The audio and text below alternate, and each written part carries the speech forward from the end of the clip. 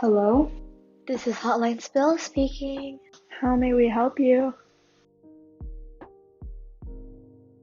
Hey guys, it's Ro, And And it's Franny.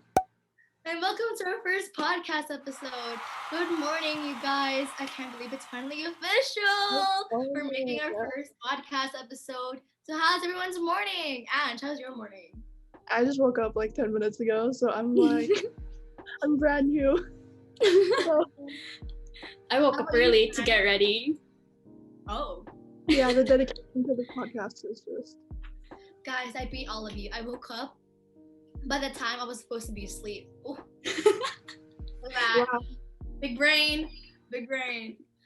So, our fellow listeners have provided us with tellonym questions. In other words, these questions are anonymous for us to answer in regards to a little Valentine, a little spice of love. So, we have, I think, 20 questions. Psych, we have 13 questions. I was so off. Give me a break, guys. 5 in the morning. Yes, it's 5 in the morning. So we're gonna answer these questions for you guys.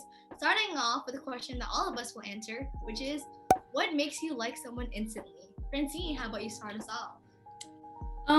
I don't think you can instantly like someone unless it's mostly based on appearances. I think you have to get to know someone first. You have to get to know their personality and feel a connection before you actually, like them. Yeah, I agree. For me, I think what I think makes me instantly like someone is by their personality. I don't really judge people off like their looks and stuff, but personality is just like a really important concept that I need to have. Like if I vibe with you, if you have a good personality, if you care, that's important. Yeah, I totally agree with the both of you guys. However, I have a concern with how this question is worded because it says instantly like someone. I don't think there is a way people can instantly like someone because I feel like as humans we like to trust the process. We like to let the process flow. And because with the thinking of the fact that, oh, I like you because you're cute, you don't actually like them. So to give you my answer, instantly, maybe not. But in the long run, for me to like someone, I really have to get to know you, like how Francine said. Looks don't matter to me as well, just as Angelina said, but obviously they all tie together in the long run. So that's our first question, you guys. Yay! Okay, our second question, this is all anonymous. This is for Ange. Have you ever been asked to be someone's Valentine? Yes, I have, but see, the thing is, this happened like 3 years ago, and it's like, he asked me to be his Valentine, but it never worked out. Like nothing ever happened. So literally, I would just be like, yeah, I have a Valentine, but nothing happened. It was that kind of situation. It's funny, but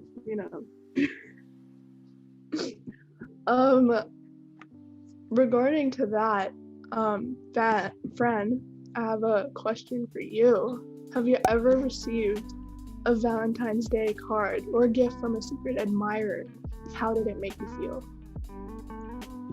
Yes, I have in the past. I do keep some of them, not because I'm like absorbed, but because it's thoughtful and sweet and I would feel bad for throwing it out. They do make me feel happy and it makes me glad that someone enjoys my presence, but it also makes me feel self-conscious because I know someone's out there eyeing me and I don't know who the person is. So yeah. This question is for Jazz. Someone said, I prepared cookies and a present for my crush, but he rejected me. What should I do now? Yikes. So here we have a rejection type present scenario. So right off the bat, I will tell this person who politely asked this question for us, thank you very much, to respect his decision. Don't feel embarrassed, don't feel depressed, if that's the right term, over the fact that he had rejected you. as students, we don't have time, or some of us don't have time or don't know how to make time for a love life. And I think that's something we should understand, because not everyone can manage their time properly. Not everyone has the same priorities. So perhaps maybe for this guy, he prioritizes, I don't know, piano lessons over some cookie from a girl. So yeah, that's what I think.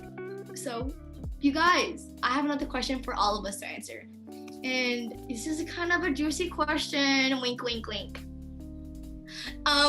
So how would your friends describe your love life? Ange? I love how you start off with me. Like, that's a good thing. Always. No, yeah, I think my friends would describe my love life as really chaotic. My past my past relationships have not been the greatest. Like, they've not been, you know, like in order or anything. You know, I'm yeah. That's me, chaotic. How about you, friend? I'm not that sure. I guess traditional? I don't know. How would you guys describe it? Traditional? And committed. Committed. Well, no. But I feel like y'all are so like sure of your answers. Girl, I don't even know how my friends would describe my love life. Like, it's like they're like, oh, she's talking to someone. Oh, she isn't? Oh, she's dating someone. Oh, she isn't? It's like, it's confusing. I don't know. Like, from one day I'll talk about one guy, and out of nowhere I'll have a dream about another guy, and I'll be like, oh my god, I had a dream about this guy, and all of a sudden I'm falling for two different guys. Like, yeah. We'll have a McSteamy. Yeah, we have a McDreamy and a McSteamy for you great anatomy fans out there, or your references. So that's, I think, how people would describe my love life. So it's kind of like,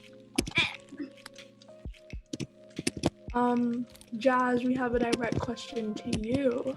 Would you go back to someone who broke your heart? Would I go back to someone who broke my heart? See, that's a very majorly, minorly, complicatedly, confusingly question asked by whoever asked this. Why are you trying to attack me? Don't attack me for personal reasons. But I feel like, not speaking from experience, I'm really not. I'm speaking from what I know about the idea of getting broken and feeling loved and loving someone. I feel like anyone who was given the chance to run back to the person who broke them would. Not because they're single and they're like, oh, I mean, sure, I'll run back to you. It's the idea that you are already, or you have loved them, and you can't easily fall out of love for someone. And because you can't easily fall out of love for someone, no matter how much they hear you, no matter how much they manipulate you, abuse you, misuse you, overuse you, it doesn't matter, because when you're with them, all you see, despite their flaws, all you see is the fact that you love them and they're a great person for you. Despite the fact that they're going to hurt you and misuse you and manipulate you, it doesn't matter.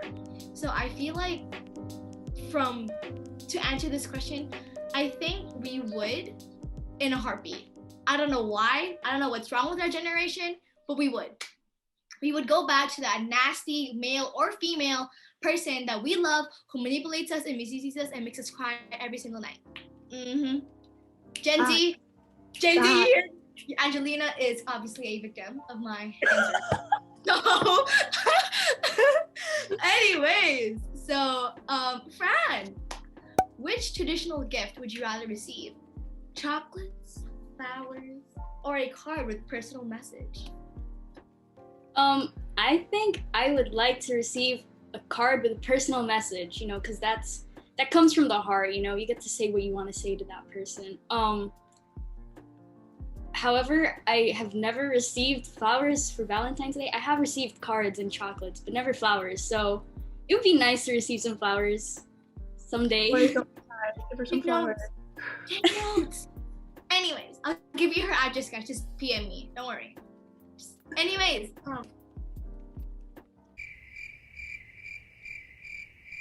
Ange, this question is for you. If you could improve one of your past relationships in one way, what would it be? Okay, I feel like you both can agree with me. Communication. Communication. I feel like before, communication was not that, you know, structured. You didn't have that, like, you know, you can explain what you feel. It's just really a matter of communication. I feel like most relationships lack that nowadays. Personally, I feel like. Yeah. Jazz, direct question to you.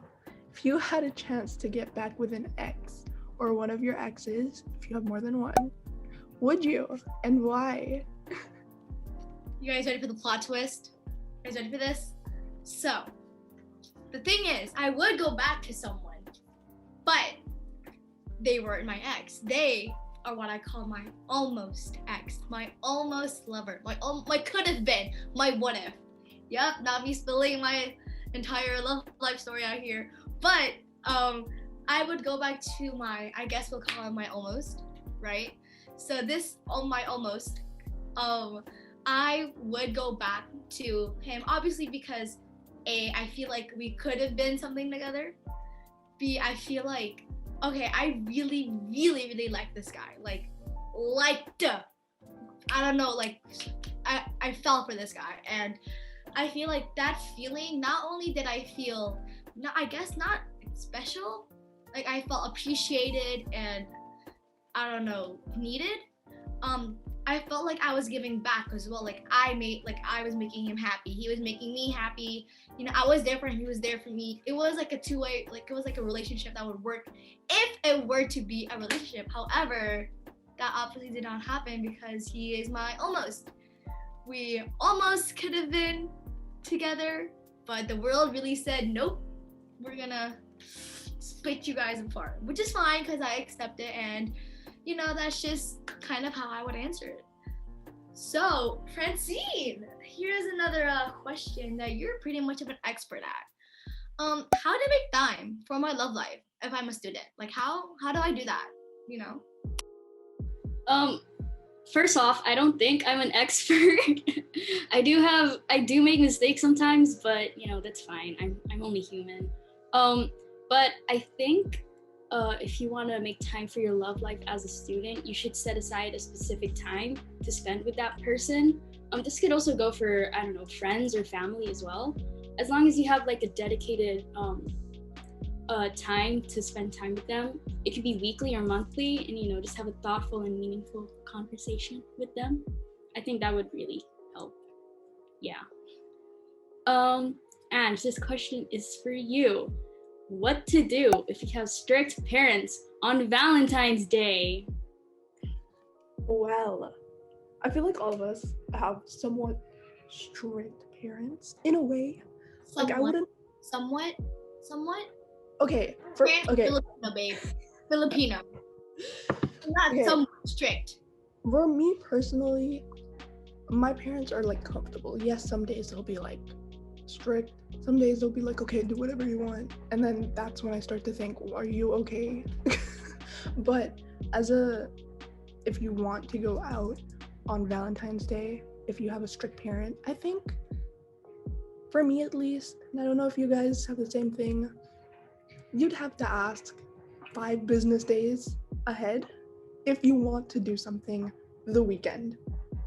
Because there's no way that you are going to ask them 2 business days before the actual date. So there's that, or you know, you can just tell them that it's not gonna work out. You can tell them that it's not gonna work out, and then you just forget about it. Just be like, yeah, sorry, can't, have other problems to deal with. But yeah. Okay, this is a question for all of us. Someone asked to recommend them some songs they should listen to if they're feeling extra lonely this Valentine's. So, Jazz. Well, you guys, so we're gonna each give 3 songs each, and my first one sounds kind of basic, but moral of the story, you know that one song from, I think, To All the Boys I Loved Before? Moral of the story, especially the one with Niall Horan, hits. His verse hits, you guys. Second song is Maybe by Louis Capaldi. And that it pretty much just talks about how I'm probably better off alone because no one wants me. So if you want that type of vibe, maybe by Louis Capaldi, you guys. And the last song I have recommended for you guys is Good Stuff by Griff. So it's a really, really good sad song. It's very sentimental. It's a really good shower song to cry to. So make sure you add it to your shower playlist. Not that I sing in the shower, but how about you, Fran? How about you? Okay, so the first one, this is for the OPM lovers. If you know Ben and Ben, we are instantly friends. Okay, so the first one is by them. It's called, pardon my accent, Sa Susunod na Habang Buhay by Ben and Ben. That's a really great song. Thank you. My second song that I would recommend is Bags by Clairo. It's really good. It's kind of more upbeat than the two other songs that I have for you guys, but I've been listening to it recently and it's really good. And the last one is Be My Mistake by 1975. It hurts. It's really good. Yeah. What about you, Ange? So the first song I would recommend is Always I'll Care by Jeremy Zucker. That will always hit home. Like whenever you listen to it, I don't care if you're happy, you'll always like get sad at some point. And then once the song ends, you'll feel the same way. The next song is POV by Ariana Grande. If you guys haven't heard that song, please listen to it. Stream it. Totally not advertising, but it's basically a song about the other person's point of view of who you are. And the last song is Don't Give Up on Me by Andy Grammer. I actually found this song on a TV show called Teen Wolf, and it was a very sentimental moment. So listen to it. It's also pretty good. All right, guys, and a question to end this all off with the cherry on top. Starting off with Francine, this is for all of us to answer. But do you think the phrase I love you has lost its meaning, especially in our generation? And do you think it's often misused and overused? What are your thoughts? Don't be shy, give a whole essay. Go ahead. I think it's really been overused and misused in our generation. I mean, I don't mean to be a pessimist, but I don't know, some people I feel like they're too quick to say the L word, mostly because they just want to say it to please the other person, but they don't actually feel it. Especially now with the technology that we have, we can text each other. It's so simple to type those 3 words and send it to them, but they're only 3 words. They can either make or break a person. What about you, Ange? Yeah, I agree. I feel like it is really misused. It is a nice thing to say to someone, to your significant other, but like sometimes you question yourself and ask, like, do they really mean it in the way of like, oh, I really love you, or is it just because they want to say it? Most people in our generation don't know the difference. Like if you're confused, and you just go like, I love you, or if you really like fell for this person and you're like, I love you, there's like a difference. So yeah, what about you, Jazz? I most definitely agree with you both. And I do think, okay, so I love the term I love you, or the term love in general, has multiple infinite different definitions, because I feel like everyone has a different definition of what love is to them. And I'm not sure if it has lost its meaning in our generation because we're still young, we're like 16, 17, I don't know how old is it, yeah. But, so I feel like we'll get there when we get there for sure. Like once we finally understand what love is, we'll be like, oh, I should have never used it back when I was like 13 dating some guy in 7th grade, and like I get it. Yes, our generation is known for being up there, like we're very on the spotlight, and because we're on the spotlight, I feel like sometimes we're pressured into saying I love you, right? Like sometimes you're just like, oh, I love you because you're saying, so I'll say I love you back, but you don't mean it, and that can cause toxic relationships, that can cause into complications into your relationship. And another one is like sometimes you just say it when you're in the moment. Like you could be talking to someone, you could be like, oh yes, like this person is really, really amazing, and you just say I love you out of nowhere. You you might not mean it, but you will realize sooner or later you might have meant it. But you won't realize that in the present because it's so misused and so overused in our generation. We don't, like Angelina said, understand it just yet, but we'll get there. Okay, guys, so that was our question segment. Woo! Yay! Yay! Now, guys, it's time for Hugot of the Day. So if you're not Filipino, Hugot it's kind of like a pickup line, but a corny pickup line. You know, it's really, really corny. So I want to start off with my Hugot of the Day, and it's for those Grey's Anatomy fans out there, you neurosurgeons. So I wish I was wrapped around your coronary artery, so I could be wrapped around your heart all the time. Ooh, guys, hit me up. Kidding, don't do that. But and what's your pickup line? What's your Hugot of the Day? Okay, I don't know if you would consider this Hugot, but if you want to be part of my life, make sure you're ready to accept not only the good side, but also my stupid side. Hey, Fran, what about you? That was good. Okay, my one is, why would I need to know about the solar system? My whole world revolves around you. This is so cheesy. It's so corny, but it's so like ew, like, you know what I mean? Like, Cute. like the crap, like what in the name? So that is it, you guys, for this episode. Thank you guys very, very much.